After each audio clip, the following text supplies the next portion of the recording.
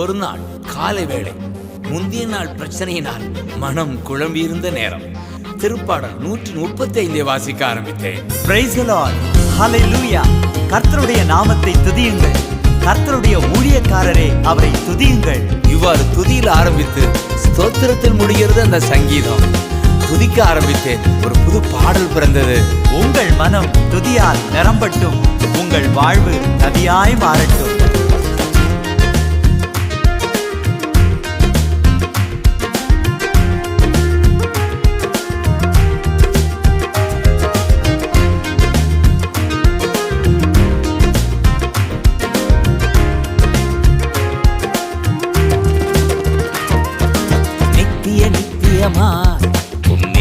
நிலைத்திருக்கும் தலைமுறை தலைமுறைக்கும் உம் பேம் பேசப்படும்.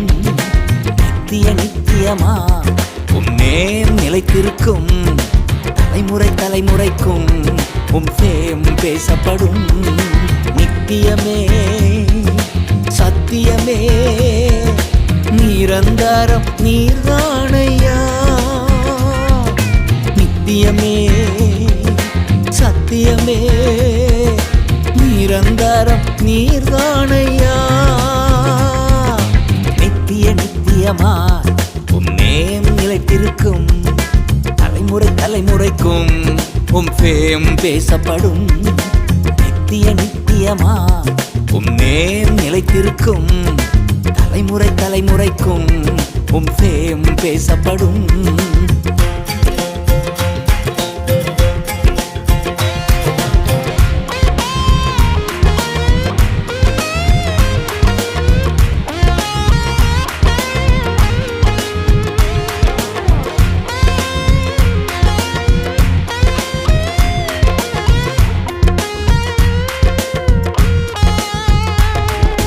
யாக்கோபை உமக்கென்று தெரிந்தெடுத்தீரே, இஸ்ரவேலை பிரித்தெடுத்து துதிக்கச் செய்தீரே.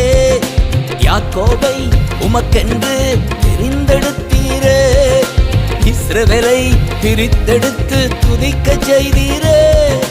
வல்லவர் நீர்தானே, நல்லவர் நீர்தானே, வல்லவர் நீர்தானே, நல்லவர் நீர்தானே.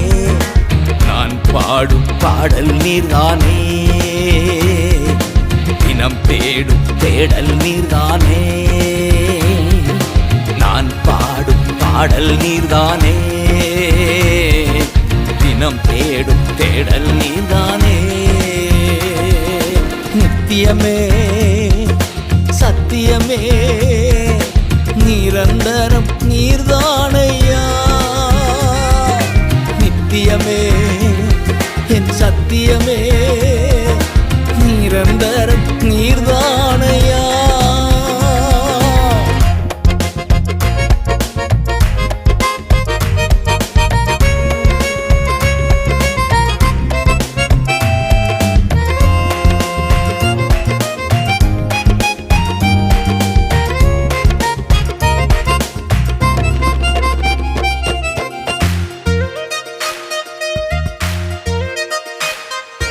வானத்திலும் பூமியிலும் உம் விருப்பம் செய்கின்றீர். மேகங்கள் எழச் செய்து மழை பொழிகின்றீர். வானத்திலும் பூமியிலும் உம் விருப்பம் செய்கின்றீர். மேகங்கள் எழச் செய்து மழை பொழிகின்றீர். பெரியவர் நீர்தானே, பிரியமும் நீர்தானே, பெரியவர் நீர்தானே, என் பிரியமும் நீர்தானே. நான் பாடும் பாடல் நீர்தானே, தினம் தேடும் தேடல் நீர்தானே.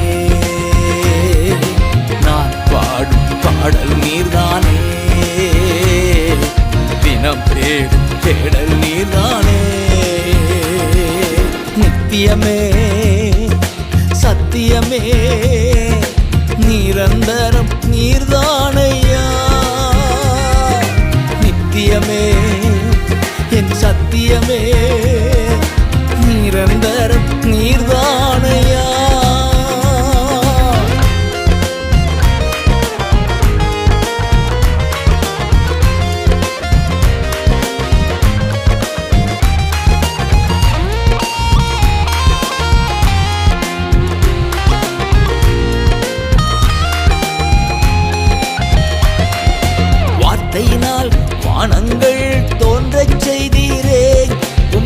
சுவாசத்தினால் விண்மீன்கள் மிளிரச் செய்தீரே, வார்த்தையினால் வானங்கள் தோன்றச் செய்தீரே.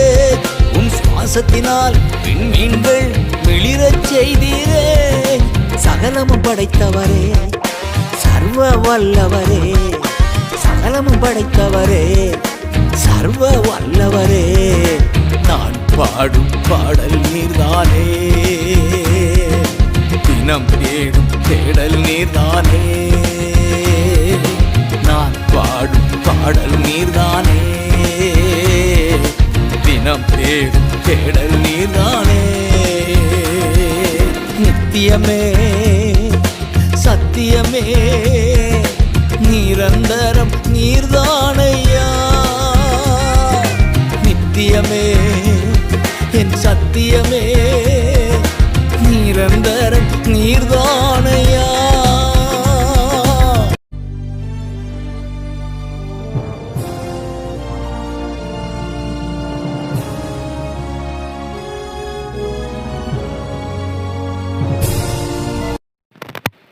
ரெண்டு ராஜாக்களுடைய புஸ்தகத்தில் 6ஆம் அதிகாரமும் 7ஆம் அதிகாரமும் சேர்த்து முக்கியமான சத்தியத்தை சொல்லுகிறது. இங்கே வாசிக்கும் பொழுது நீங்கள் நியூஸ் பார்த்தீங்கன்னா இப்போ தான் கொஞ்சம் யுத்தம் ஓஞ்சிருக்கு.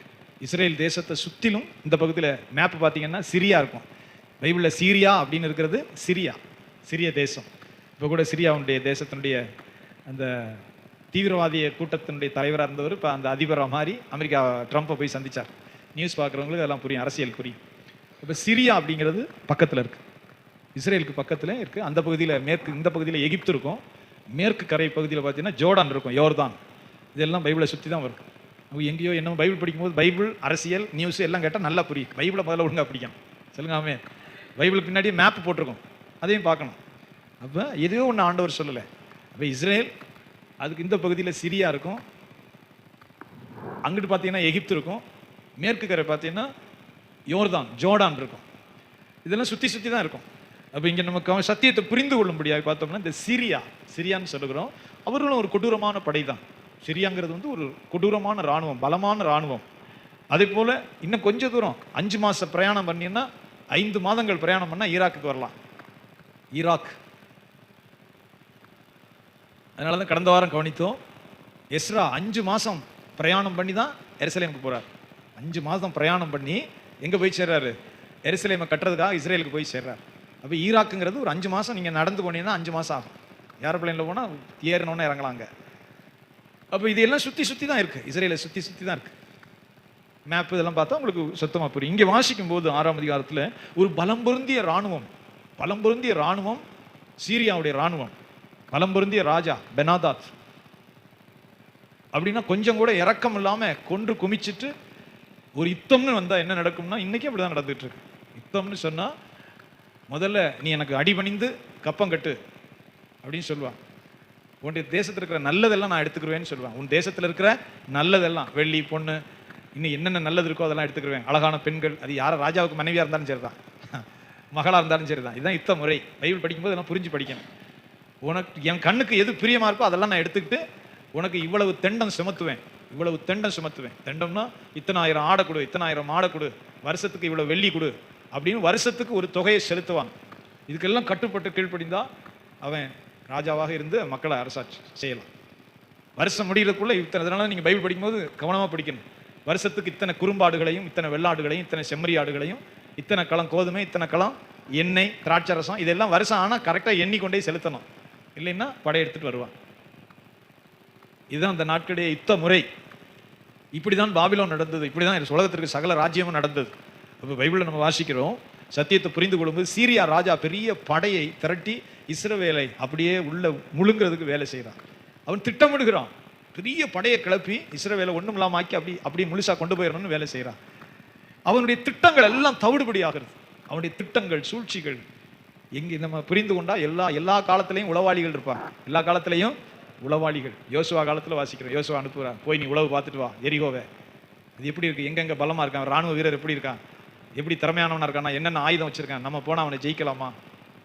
புத்திசாலியும் பலமான அறிவாளிகளாக அனுப்புவாங்க உளவு பார்க்க. போய் எல்லாம் எங்கே நம்ம திறப்பு இருக்குது, கோட்டை மதில் எங்கே திறப்பு, எங்கே பலவீனமாக இருக்குது, எப்படி நம்ம உள்ளே புகுந்தவர்களை ஜெயிக்கலாம் அப்படின்னு சொல்லி உளவு பார்ப்பாங்க. எல்லா காலத்துலையும் இப்பவும் இருக்கு. நம்ம நாட்டில் உளவுப்படை இருக்கா? இருக்கு. ரா அப்படிங்கிற அமைப்பு இருக்கு. எஃபி என்ன ஐஎஃபியா எல்லா நாட்டிலையும் வச்சிருப்பான் உளவு பிரிவு. சொல்லுங்க ஆமென். சாதாரண ஒரு சின்ன ஸ்டேட் மாவட்டத்தில் உளவு பிரிக்கும். சிஐடி போலீஸ் இருக்கும், கியூ பிரான்ச் போலீஸ் இருக்கும். இதெல்லாம் நமக்கு எதுக்கு பாஸ்டர்?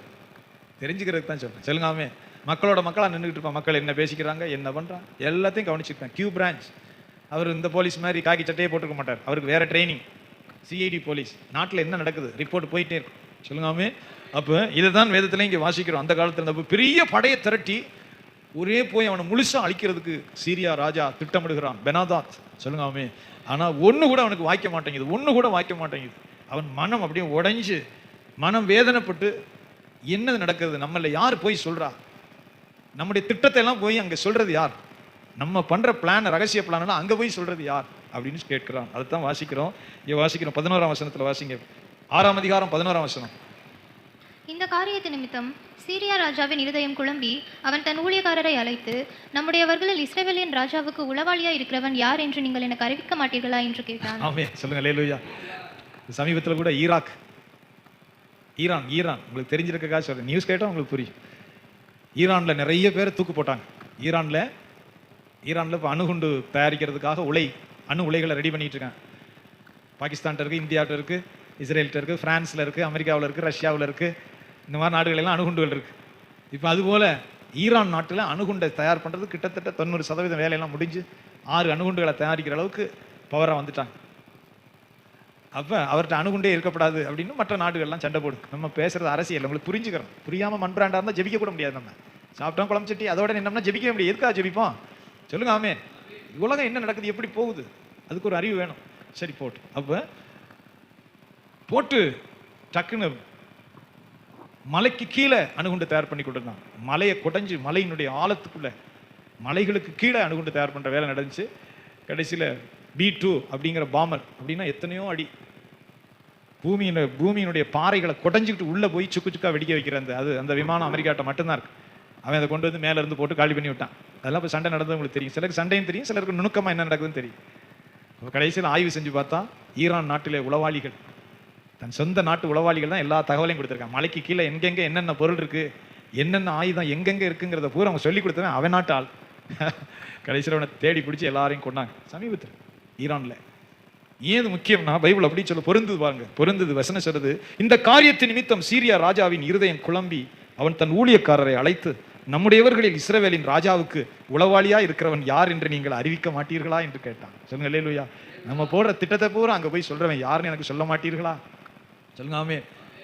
நம்ம கூடவே இருந்து எல்லாத்தையும் போய் விவரம் அங்கே சொல்லிட்டு இருக்கிறானே, யாருன்னு சொல்ல மாட்டீர்களா? அப்பொழுது ஒருவன் 12ஆம் வசனத்துல, அப்பொழுது அவன் ஊழியக்காரரில் ஒருவன், அப்படி இல்லை என் ஆண்டவனாகிய ராஜாவே, நீர் உம்முடைய பள்ளி அறையில பேசுகிற வார்த்தைகளையும் இஸ்ரவேலில் இருக்கிற தீர்க்கதரிசியாகிய எலிசா இஸ்ரவேலின் ராஜாவுக்கு அறிவிப்பான் என்றார். சொல்லுங்க ஆமென். நீ உன் படுக்கை அறையில குசுன்னு பேசுறது அங்க ஒருத்தன் கிளியரா சொல்றதுக்கு ஆள் இருக்கிறான். சொல்லுங்க ஆமென். எலிசாங்கிற தேவ ஆவியின் ரெட்டிப்பான வரம் பெற்ற மனுஷன், பரிசுத்த ஆவியை பெற்ற மனுஷன். நீ உன் பள்ளி அறையில காது கிட்ட பேசுறது, உன் மனைவியோட நீ காது கிட்ட குசுன்னு பேசுறத கூட அங்க படம் பிடிச்சி இந்த மாதிரி பிளான்ல இருக்கிறான். நீ இங்க போகாதே அல்லது இங்க உன் படையை அனுப்புன்னு அவன் சொல்றதுக்கு ராஜாவுக்கு அங்க இருக்கிறான். தீர்க்கதரிசி தேவ ஆவியை பெற்றவன், பரிசுத்த ஆவியை பெற்ற எலிசா தீர்க்கதரிசி அங்க இருக்க. நீ ஒண்ணுமே செய்ய முடியாது. அப்ப என்னதான் செய்யணும்? அவனை பிடிக்கணும். அவனை பிடிச்சி காலி பண்ணாலுடைய நீ இஸ்ரவேலை தொட முடியாது. அதனாலதான் பைபிள் நீங்க இன்ட்ரெஸ்டா வாசித்த சொல்லப்பட்டிருக்கு, எலிசா மரித்து போன பிறகு இந்த ராஜா போய் விழுந்து அவன் பாடி மேல விழுந்து அழுகிறான். ராஜா, இஸ்ரவேலுக்கு ரதமும் குதிரை வீரருமா இருந்தவரே, ஆமென் சொல்றான் பாருங்க. இஸ்ரவேலுக்கு ரதமும் குதிரை வீரருமா இருந்தவரே போயிட்டீரே. ஏன்னா எலிசாவுக்கு அடுத்து கேயாசி வரல, அது பேய் பிடிச்சி பண ஆசை பிடிச்சி ஒளிவ தோப்பு திராட்சை தோட்டம் நாகமான்ட்ட வெள்ளியும் பொண்ணு வாங்கிட்டு குஷ்டரோகத்தையும் வாங்கிட்டு போயிடுச்சு. இனி இஸ்ரவேலை காப்பாத்துறதுக்கு யார் இருக்கா? முதல்ல எலியா இருந்தா, எலியாவுக்கு பிறகு எலிசா, அதுக்கு பிறகு கேயாசி வரல. பண ஆசை, பொன்னாசை, மண்ணாசை, பெண்ணாசை பிடிச்சி நாகமானுடைய பணத்துக்கும் காசுக்கும் ஆசைப்பட்டு குஷ்டரோகியா போயிட்டான். அவன் மட்டுமல்ல, அவன் சந்ததியும் குஷ்டரோகி. போயிரு, பணத்தை கொண்டு போயிரு, விரட்டிட்டான் எலிசா. ஏன்னா நீ தேவனுக்கு சேவிக்க முடியாது. கிடக்கும் போது இஸ்ரவேலின் ராஜா போய் விழுந்து அழுகிறான், என் தகப்பனே இஸ்ரவேலுக்கு ரதமும் குதிரை வீரருமா இருந்தவரே. என்ன சொல்லுகிறான்? என்னை காப்பாற்றினவரே, இஸ்ரவேல் தேசத்தை காப்பாற்றினவரே போயிட்டீரே அழுகிறான். அப்ப ஒரு தேவனுடைய ஆவியை பெற்று கர்த்தருடைய வார்த்தையை சொல்லுகிறவர் எவ்வளவு முக்கியம். சொல்லுங்காமே, குடும்பமா இருக்கட்டும், சபையா இருக்கட்டும், கர்த்தருடைய வழியையும் கர்த்தருடைய நடக்க வேண்டிய பாதையையும் சொல்லுகிற மனிதர்கள் எவ்வளவு முக்கியம். அதுதான் பாதுகாப்பு. தேவனுடைய வழியை விட்டு ஜனங்கள் விலகும் போது தான் சகல தண்டனைகளும் அவர் மேல வருது. கர்த்தருடைய வழிகளை விட்டு மனுஷன் விலகும் போது தான் சகல தண்டனைகள், துயரங்கள், வேதனைகள் சகலமும் மனுஷன் மேல வருது.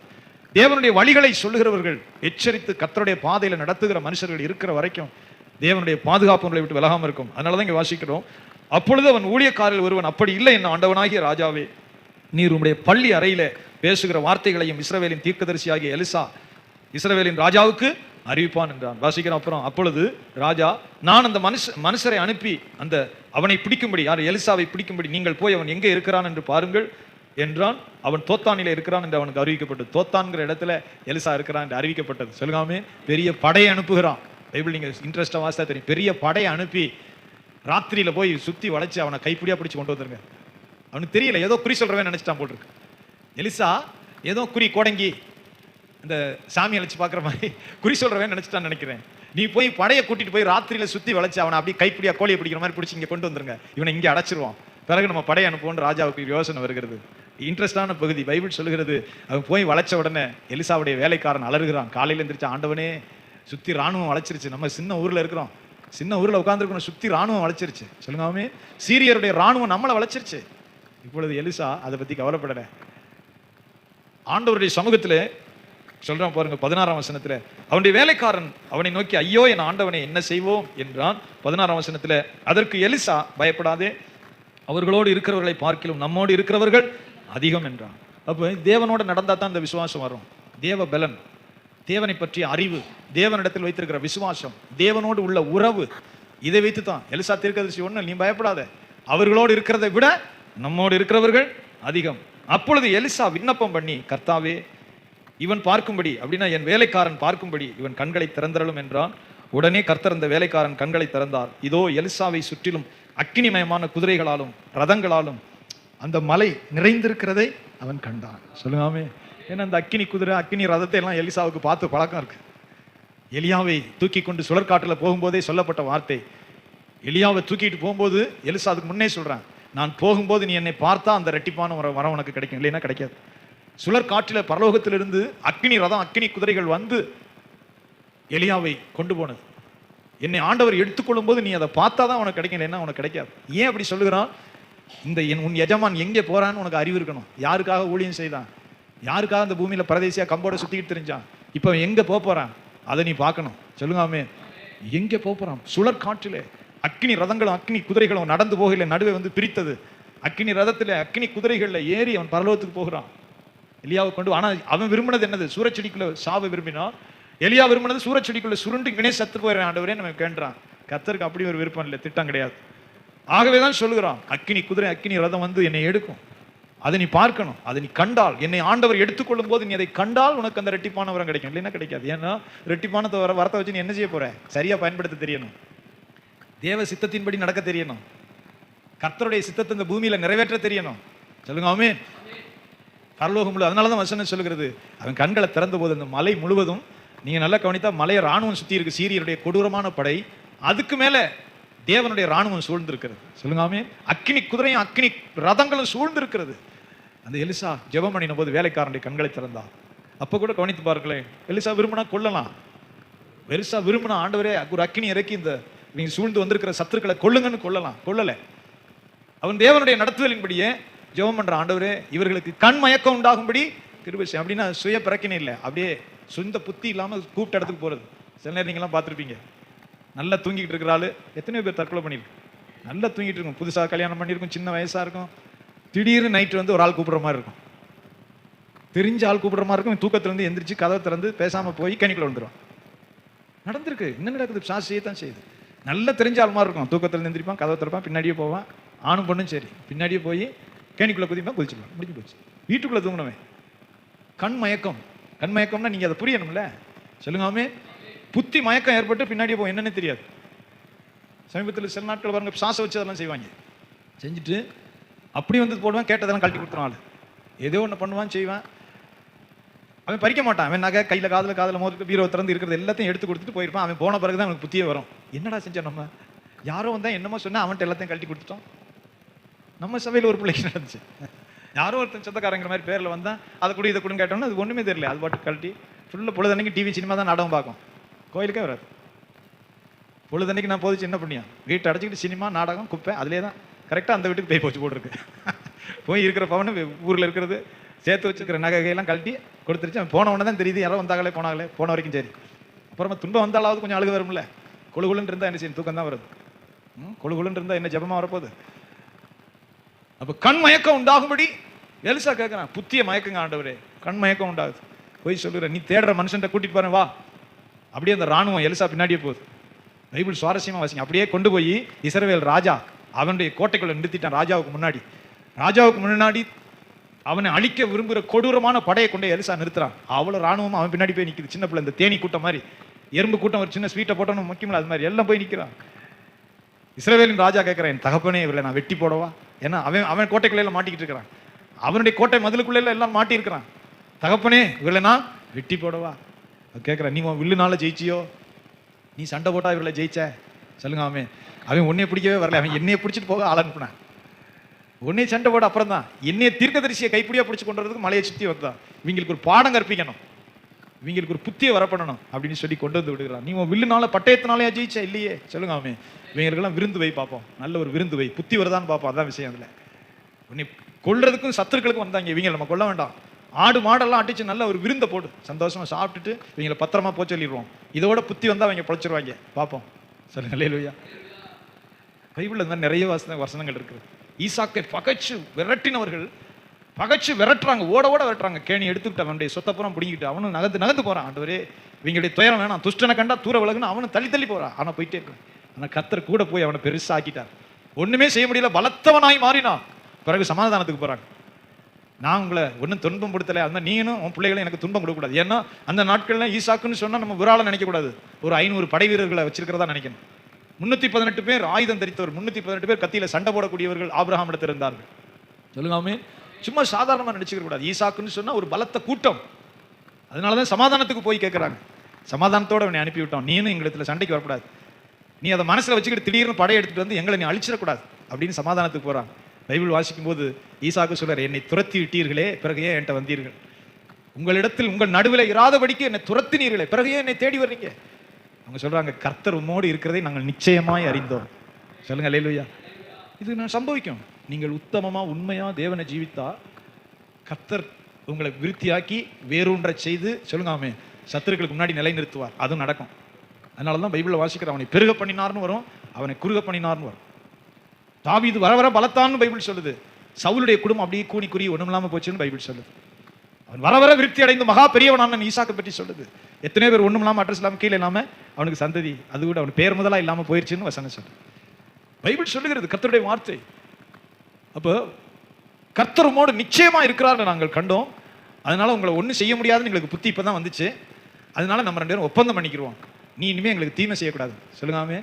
ஈசாக்கு எப்போதுமே சண்டையை விரும்பாத மனுஷன். சரி, துஷ்டங்க, கெடுதல் செஞ்சவங்க, ஓட விரட்டினவங்க, கிணற பூரா தன் தகப்பனுடைய கஷ்டப்பட்டு வேலைக்காரர் தோண்டின கிணற பூரா எடுத்துக்கிட்டவங்க. ஆனா இப்ப என்ன கொடுமை செஞ்சாலும் ஈசாக்கு குறைய முடியல. அவன் விருத்தி அடைஞ்சு மகா பெரியவனா மாறிட்டே தான் இருக்கிறான். சொல்லுங்க.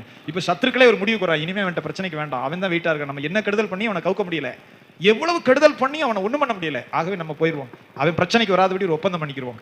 சத்துருக்கள் கொண்டு வர்றான். பைபிள் சொல்லுது, ஒருவனுடைய வழிகள் கர்த்தருக்கு பிரியமா இருந்தா அவனுடைய சத்துருக்களும் சமாதானமாகும்படி செய்வார். சொல்லுங்க. இது ஒரு வார்த்தை. கர்த்தருடைய ரகசியத்துல இது இருக்கு. ஒரு கோடை சின்னமாக்கவும் பெரியதாக்கவும் கர்த்தரால முடியும். சொல்லுங்க. ஒரு கோட்டுக்கு நீங்க அளவை நியமிக்கவே முடியாது. இது இந்த கோடுனுடைய அளவுனா அதுக்கு அளவு தான் சொல்லலாம். இந்த கோடு 1 அடி, இந்த கோடு 2 அடின்னு சொல்லலாம். அதுக்கு பக்கத்துல 3 அடிக்கு ஒரு கோடை வளைச்சிட்டீங்கன்னா இந்த கோடு சின்னம்னு ஆயிரும். சொல்லுங்க. இதுல எது பெருசுனா 3 அடி தாங்க பெருசு, 2 அடி சின்னம். அந்த 2 அடிக்கு கீழே 1 அடியில ஒரு கோடு வளைச்சிருந்தா 1 அடி கோடு, அதுதான் சின்னம். இது தேவன் செய்கிறார்.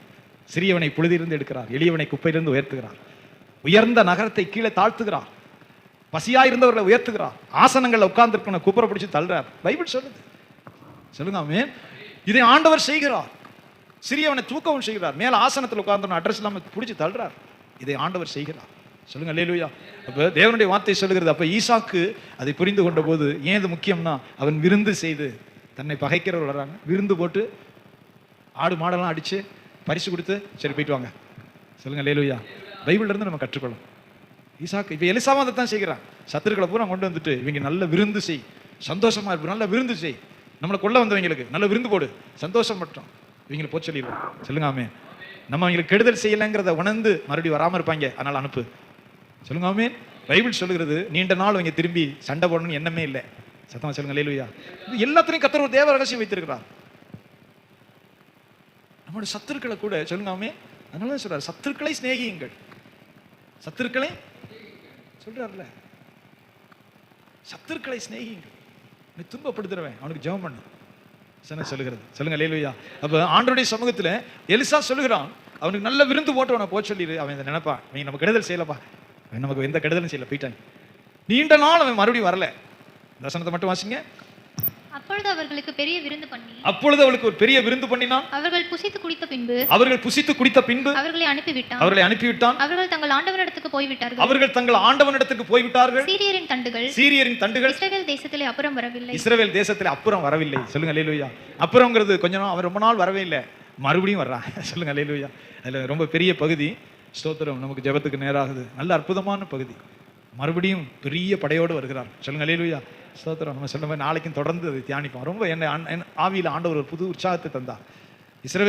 இஸ்ரவேல் தன்னுடைய படையை வச்சு ஜெயிக்கல, அற்புதமான காரியத்தை வைத்து இஸ்ரவேல் மக்களை அற்புதமான காரியத்தை செய்தார். தன்னுடைய படையை வச்சு ஜெயிக்கல, ஆனால் ஆண்டவர் தலையிட்டு, சொல்லுங்க ஆமென், நாளைக்கு அதை சிந்திப்போம், பெரிய மகிமையை செய்தார். வானத்தின் மதகுகளை திறந்தா கூட இது கிடைக்குமான்னு சொல்ற அளவுக்கு பஞ்சம் இருக்கிறது. வானத்தை அப்படி திறந்து கொட்டுனாவது ஜனத்துக்கு சாப்பாடு கிடைக்குமா? ஏன்னா தன் பிள்ளைய திங்கிற அளவுக்கு முற்றுகை போட்டான்னு வசனம் சொல்லுது. ஒரு தாய் சொல்லுகிறார் ராஜாட்ட, ஒண்ணுமே இல்லை, கழுதத்தலையும் கிடைக்கல, பயிர் கிடைக்கல, ஒன்றும் கிடைக்கல, கோட்டை சோறுக்குள்ள இருக்கிறான். ராஜா நடந்து போகும்போது இந்த ஸ்திரீ கூப்பிடுறா, ராஜாவே ஆண்டவனே என்னை ரட்சியும். சொல்லுங்காமே, ராஜாவே ஆண்டவனே என்னை ரட்சியும். என்ன ரட்சிக்கணும்னு சொல்லு. பஞ்சாயத்து சொல்றா, தேசத்துல சாப்பாடே இல்லை, ஒண்ணுமே இல்லை, பசி வாட்டுது.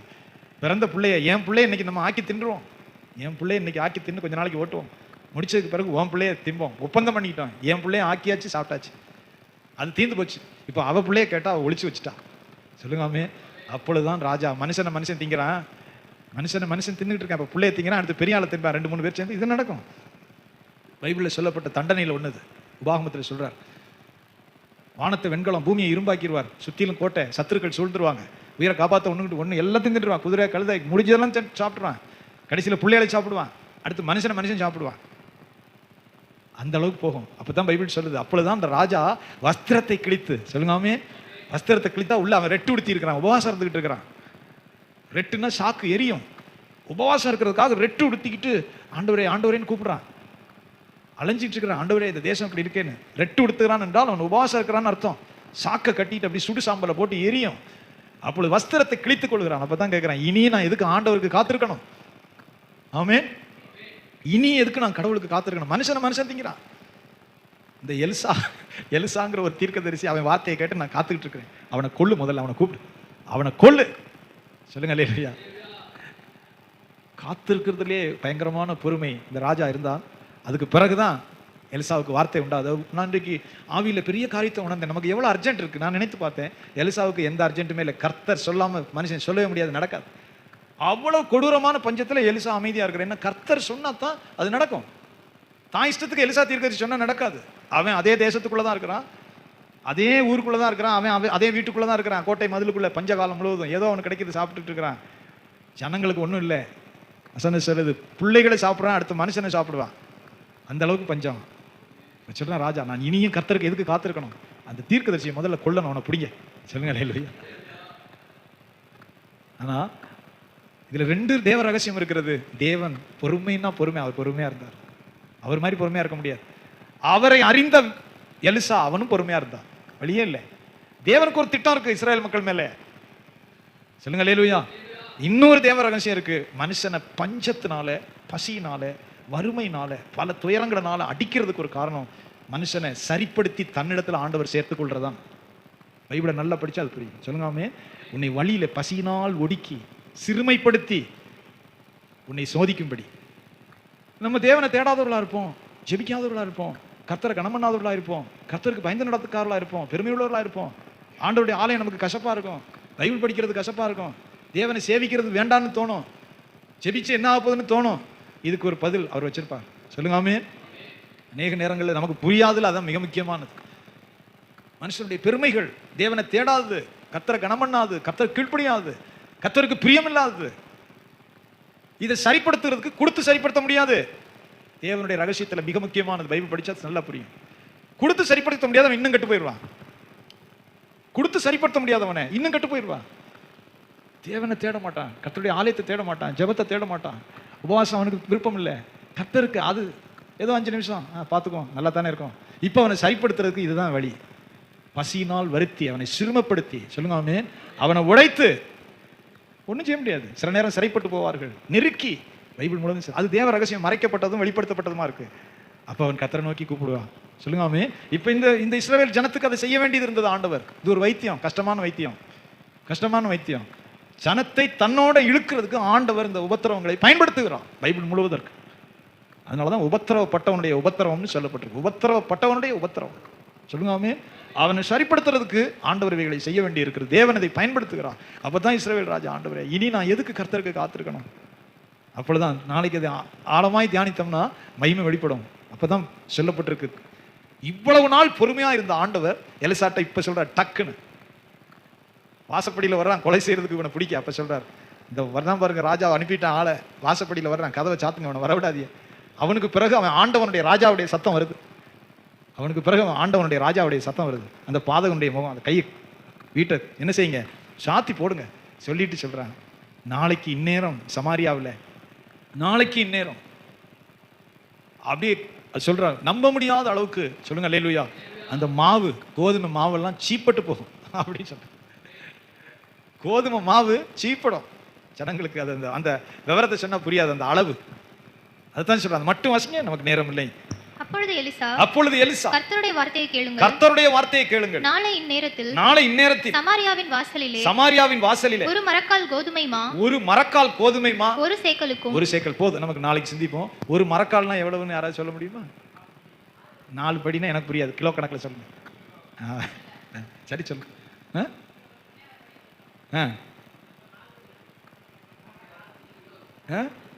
சரி, நாளைக்கு நான் உட்காந்து அதை ஆராய்ஞ்சிடறேன். ஏன்னா நமக்கு படிக்கணக்கு, குழிக்கணக்கு, வேலி கணக்கெல்லாம் புரியல, கிலோ கணக்கு தான் புரியுது. 100 கிராம் கிலோன்னா தெரிஞ்சிடும். அப்போ பிள்ளைகளை சாப்பிட்ற அளவுக்கு பஞ்சம் இருக்கு. இனிமே விதைச்சு இனிமே அறுத்து, ஏன்னா வெளியே இந்த மாதிரி லாரியிலலாம் கொண்டு வர முடியாது. இனிமே விதைச்சு இனிமே அறுத்து அது எப்போ சாப்பிட்றது? வெளியே எங்கேயும் போய் சுற்றிலும் ராஜா முற்றுகை போட்டுருக்கிறான். சத்துருடைய ராணுவம், கொடூரமான ராணுவம் சுற்றி இருக்கு, கோட்டையை சுற்றி. ஆனா உள்ள உட்காந்துக்கிட்டு எலிசா சொல்லுகிறான், கர்த்தர் சொல்றார், கர்த்தருடைய வார்த்தையை கேளுங்கள். அதுதாங்க முக்கியம், கர்த்தருடைய வார்த்தையை கேளு. நாளைக்கு இந்நேரம் அளவுக்கு குறைஞ்ச காசு சேக்கல், அந்த காசுக்கு 3 படி மாவு. நாளைக்கு அதை கரெக்டாக ஆராய்ஞ்சு பார்ப்போம். கிடைக்கின உடனே புத்திசாலி மந்திரி சொல்றான், வானத்தை திறந்தா அப்படி நடக்குமா? பிள்ளைகளை தின்னுக்கிட்டு இருக்கிறான், அவன் பிள்ளையை தின்னுக்கிட்டு இருக்கிறாங்க. நாளைக்கு இந்நேரம் சமாரியாவுக்கு இருக்கிற ஜனங்களுக்கு இவ்வளவு மாவு கிடைக்குன்னு தீர்க்கதரிசி சொல்லுகிறான்.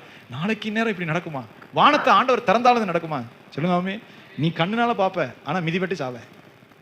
ஆனா சாப்பிட முடியாது. நீ கண்ணால பார்த்துட்டு தான் சாப்பிட்ற, ஏன்னா நீ விசுவாசிக்கல. இல்லை, உன் புத்தியை கொண்டு ஆண்டவர் வேலை செய்யறதில்லை. உன் புத்தி, உன் கால்குலேஷனை வச்செல்லாம் அவர் வேலையே செய்யறதில்லை. அது உனக்கு புரியல. இதே தான் சகரியாவுக்கு. நான் இது எதனால் அறிவேன்? நீ ஊமையா இருக்கிறதுனால அறிவாய். தண்டனை வந்தா தான் உனக்கு புத்தி வரும். தேவனை விசுவாசிக்கிறதுங்கிற அவர் அன்பு கூடுறது. தண்டனையின் மூலமா நீ அதை அறிவாய். பேன்னு அந்த புள்ள பறக்கிற வரைக்கும் ஊமையா இருந்தே ஓட்டிடுவேன். அதுதான் உனக்கு தண்டனை. இப்ப இவன் கேட்கிறான், வானத்தை திறந்தாலும் இது நடக்குமா? பஞ்சத்துல சாகுற ஜனத்துக்கு காலையில இத்தனைபடி மாவு 1 காசுக்கு கிடைக்குமா? சொல்லுங்க. அவன் உன் கண்ணால பார்க்கும்படி உனக்கு உதவி செய்வார், ஆனா நீ மிதிபட்டே செத்து போயிடுவேன். சொல்லுங்க அல்லேலூயா. ஸ்தோத்திரம். பெரிய அதிசயத்தை செய்தார். அது ஒரு மகிமையான அற்புதம். சொல்லுங்க அல்லேலூயா. ஆமென். ஸ்தோத்திரம். நமக்கு அதை பிரசங்கம் பண்ணா இன்னும் 1 மணி நேரம் நம்ம ஜெபிப்போம். நாளைக்கு நான் தியானிப்போம். ஆண்டவர் அற்புதமாக தலையிட்டார். சொல்லுங்க. ஆமென். இது என்னன்னா, அவர் சொன்ன உடனே நடக்கும், கதவு திறக்கும். அது நமக்கு புரியணும்லாம் அவசியம் இல்லை. அவர் கட்டளையிடுவார், அவர் சொல்லுவார், திறந்துரும். அவர் சொல்லுவார், அடைக்கப்பட்டிருக்கும். அந்த வாசல்கள்லாம் நமக்கு ஒண்ணுமே முடியாது. அவ்வளவும் சாதகமா இருக்கிற மாதிரி தெரியும், வாசல் திறக்கவே திறக்காது. எல்லாமே பாதகமா இருக்க மாதிரி இருக்கும். அவர் சொல்லுவார், கதவு திறந்துரும். இந்த பாதை கிளியர் ஆட்டுனா முடிஞ்சு போச்சு. இதை தான் ஜனம் உணர்ந்து கொள்ளும்படி கர்த்தர் விரும்பினார். சொல்லுங்க. ஆமென். அந்த சீரியருடைய படை ஒரு சத்தத்தை கேட்டு ஓடினார்கள். அது ஆராய்ந்து பார்க்கும்போது நம்முடைய இருதயம் அப்படி பூரிக்குது. அவன் காதுல, அவன் மனசுல ஒரு சத்தம் கேட்குது. பெரிய ராணுவம் அவனை விரட்டிட்டு வர்ற மாதிரி. பைபிள் சொல்லுது, நடந்து போறவன் குஷ்டரோகி போய்கிட்டு இருக்கிறான். இங்கே சாப்பாடு இல்லை, இங்கே செத்து போயிடுவோம். அவங்ககிட்ட போய் பிச்சை கேட்டு பொழைச்சா என்ன சாப்பிடுவோம். குஷ்டரோகி, கை காலெல்லாம் முட்டமட்டமா இருக்கு, கை காலெல்லாம் முட்டமா இருக்கு, விரலே இல்லை, குஷ்டரோகி. இங்க பட்டினியா இருந்து சாகிறத விட அவங்ககிட்ட போய் பிச்சை எடுத்து சாப்பிடுவோம், அவங்ககிட்ட கெஞ்சி கேட்பன்னு போறான். இந்த குஷ்டரோகியுடைய கால் அடிகளை ஆண்டவர் பெரிய இராணுவத்தின் சத்தமா மாத்தி சீரியருடைய காதிலும் மனதிலும் கேட்க வைத்தார். வசனம் சார் சொல்லுங்க. குஷ்டரோகி எப்படி பலமா கூட நடக்க முடியாது, ராணுவம் மீற மாதிரி லெஃப்ட் ரைட்டா நடக்க முடியும்? கல்லுக்கு மண்ணுக்கு பயந்து மெதுவா காலை வச்சு போகணும், மெதுவா கால் குத்தும், காலெல்லாம் புண்ணு இருக்கும், மெதுவா போகணும். இவனுடைய சத்தத்தை பெரிய ராணுவத்தின் இறைச்சலை போல ஆண்டவர் கேட்க பண்ணினார். பெரிய ராணுவம் வந்துருச்சு, நம்ம தப்பிக்க மாட்டோம்னு நினைச்சு அவன் ஓடினான்னு வசனம் சார். சீரியருடைய ராணுவம் அது நைட்ல நடக்குது. நைட்ல போனா குதிரையை விட்டுட்டு கழுதையை விட்டுட்டு கூடாரங்களை விட்டுட்டு, நான் அப்ப கூட ஆராய்ந்து பார்த்தேன், தப்பிச்சு போகிறவன் குதிரையில ஏறி தப்பிப்பான், தான் கொண்டு வந்த குதிரையில ஏறி தப்பிப்பான். ஏன்னா ஆண்டவர் செஞ்ச பிளான் இருட்டுல குதிரை எங்கிட்டு ஓடும்? இந்த மாதிரி தார் ரோடா போட்டிருக்கு, கூகுள் மேப் பார்த்து ஓட்டுறதுக்கு. குதிரை எப்படி இருட்டுக்குள்ள ஓட்ட முடியும்? உயிர் தப்பிச்சா போதுன்னு குதிரை, கூடாரம், ராணுவம், அவன் வச்சிருந்த தளவாடம், வெள்ளி, பொண்ணு, சாப்பாடை விட்டுட்டு பைபிள் தெளிவாய் சொல்லுகிறது, பிராணன் தப்பிச்சா போதும்னு ஓடினார்களாம். சொல்லுங்காமே. போன தடவை எலிசா சாப்பாடு போட்டு உயிரை காப்பாத்திக்க ஓடிருன்னு சொன்ன மாதிரியே பிராணன் தப்பிச்சா போதும் அப்படியே விட்டுட்டு ஓடுறான். இதை தேவன் மட்டும்தான் செய்ய முடியும். சொல்லுங்காமே. இருட்டுல அவர் பிளான் பண்ணி செய்யறார். பெரிய ராணுவ சத்தம், நம்ம உயிரை காப்பாத்திக்கிறோம்ட்டு நான் அப்படி மறுபடியும் ஆராய்ந்தேன். இவங்க ஏன் அப்படி குதிரையில போயிருக்கலாமே, கோவேறு கழுதையில ஏறி உட்காந்து ஓடி இருக்கலாமே. கர்த்தருக்கு ஒரு திட்டம் இருந்தது, இந்த குதிரையும் கழுதையும் இவங்களுக்கு தேவை. சொல்லுங்க. என்னவே குதிரை கழுதையெல்லாம் வெட்டி சாப்பிட்டானே இஸ்ரேல் மக்கள் குதிரையும் கழுதையும் எல்லாத்தையும் வெட்டி சாப்பிட்டான். பஞ்சத்துல பிள்ளைகளை சாப்பிட்றான், மனுஷனை சாப்பிட்ற அளவுக்கு பட்டினியில கிடக்கிறான். இப்ப இவனுக்கு இந்த குதிரையும் கழுதையும் வச்சிருக்கிற எல்லாம் இவனுக்கு தேவை. ஆகவே அவனை எம்டியா வெட்டிட்டார். வெறும் சத்தம் தான், வெறும் சத்தம். எவ்வளவு மகிமை சொல்லுங்காமே. இது ஆனா நீங்க செய்ய முடியுமா? நான் செய்ய முடியாது. வெறும் சத்தத்தை அவர்கள் மனதிலும் காதிலும் கேட்குது. நடந்து வரவே குஷ்டரோகி, ஆனா கேட்கிற சத்தம் பெரிய ராணுவத்தின் சத்தம் கேட்குது. நமக்கு இதான் தெரியும் தேவனால் என்ன முடியும். சொல்லுங்க ஆமென். அவள் மனதில் பயம் உண்டாகி உயிரை காப்பாத்திக்க ஓடிட்டே இருக்கிறான். அதைத்தான் வேதம் சொல்லுகிறது. அடுத்த நாள் அவர்கள் சாப்பிட்டார்கள். சொல்லுங்க ஆமென். ஒரே நாள் தான், ஒரே நாள்ல அத்தனை வருஷத்தினுடைய துயரமும் முடிந்தது. ஒரே நாள் அத்தனை வருஷத்தினுடைய வேதனையும் தீர்ந்தது. சொல்லுங்க ஆமென். நம்முடைய விசுவாசம் கர்த்தரில் இருக்கணும். ஆண்டவரே சொல்லுங்க அல்லேலூயா. தேவனிடத்துல, தேவனை உத்தமமா தேடுகிறதுல, அவருக்கு கீழ்ப்படுகிறதுல அவரால் ஆகாது ஒன்றும் இல்லவே இல்லை. ஸ்தோத்திரம். ஜெபம் பண்ணுவோம். பிதாவே நன்றி செலுத்துகிறோம் இயேசுவின் பரிசுத்த நாமத்தில். அன்பின் தேவனே, கிருபையுள்ள தேவனே, சர்வ வல்லவரே, தம்மை விசுவாசிக்கிறவர்களுக்கு கேடகமாக இருக்கிறவரே, ஆபிரகாமை பார்த்து ஆமென், ஆபிரகாமே நீ பயப்படாதே, நான் உனக்கு மகா பெரிய பலனும் கேடகமா இருக்கிறேன் என்று சொன்னீரே. நீ எனக்கு முன்பாய் நடந்து கொண்டு உத்தமனாயிரு, நீ கால் மிதிக்கிற பூமியை நான் உனக்கு தருவேன் என்று சொன்னீரே. இயேசு கிறிஸ்துவின் நாமத்தில் கர்த்தாவே கிருபை செய்யும். ஆண்டவரே எங்கள் மேல் இரக்கமாயிரும், எங்களை வழி நடத்தும். கர்த்தாவே ஸ்தோத்திரம். உடைய கிருபை எங்களுக்கு விளங்குச்சு.